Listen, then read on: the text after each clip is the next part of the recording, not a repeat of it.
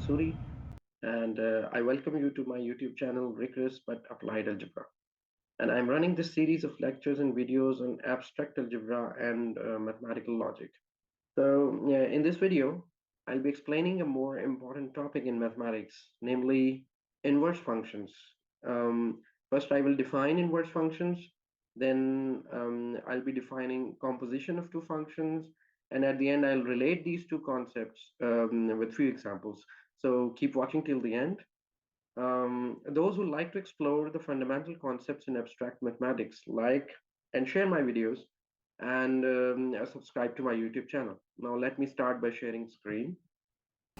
First, I will recap the previous notions. Last time we discussed about the injective and surjective functions. F is injective if and only if we have two distinct elements must have two distinct images. That is, if f of f is y is equal to f of x implies that y is equal to x. And f is called surjective if for every element in the codomain there exists an element in domain such that f of a is equal to b. That is, every element of codomain is in the image set. And f is called bijective if it is both 1 and onto, that is injective and surjective. It is also called one-to-one correspondence. Now let us define inverse functions.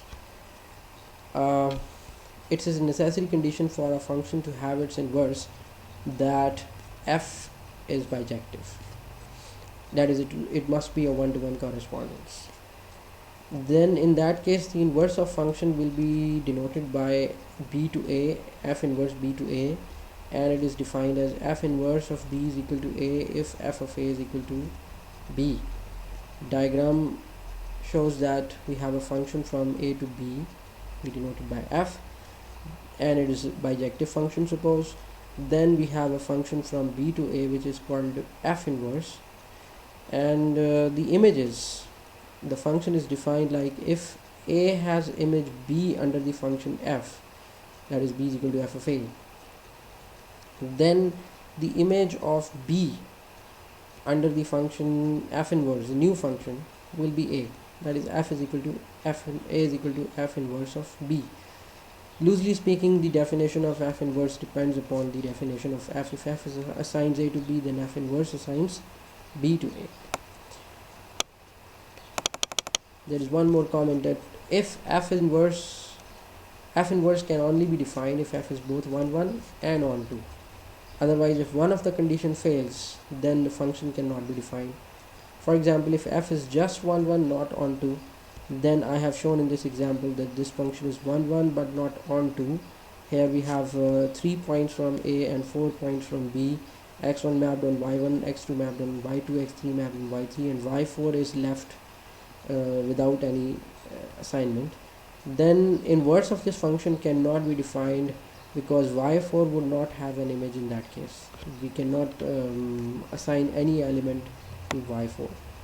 Similarly, if f is just onto but not 1-to-1, in this case I have taken this example, x1, x2, x3 are assigned to just 1 point y1.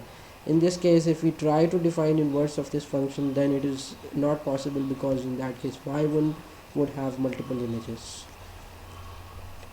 Then we define the composition of functions. Let us suppose we have two functions, g from a to b and f from b to c. Then the composition f composition g is a function from a to c. It is defined by f composition g of a is equal to f of g of a. That is, we first apply g on a and then afterwards we apply f on the output of g. The situation is clear from the diagram. Now we take example from the book of Rossen, exercise 2.3, question 22a. We have a function, real valued function with domain R. F of x is equal to minus 3x plus 4. F is 1 because it satisfies the condition f of a is equal to f of b, implies that a is equal to b. F is onto because for every element b there is a real number 4 minus b over 3 which satisfies the condition f of a is equal to b. Therefore f is a one-to-one correspondence, so its inverse exists. Now to find the inverse of f, the idea is we put y is equal to f of x. Then we can say that x is equal to f inverse of y by definition of inverse function. Now if we take y is equal to f of x, means y is equal to minus 3x plus 4.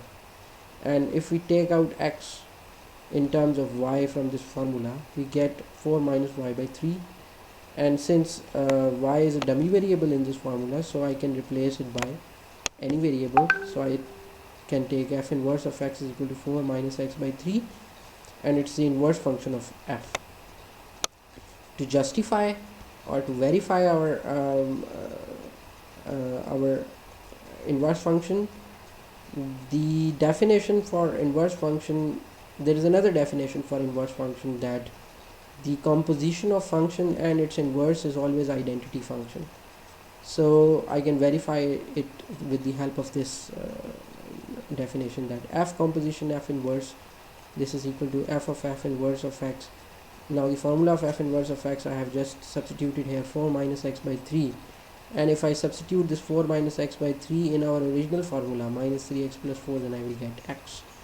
Similarly, composition of f inverse and f is calculated here. F of x is minus 3x plus 4, and if I substitute it in this, in place of this x, then I get 4 minus this and over 3, and I get x again. So these two assignments show that the function f has an inverse f inverse.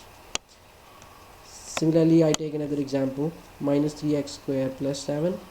This function is not 1 1 because minus 1 and 1 both have images 4, so this function is not invertible.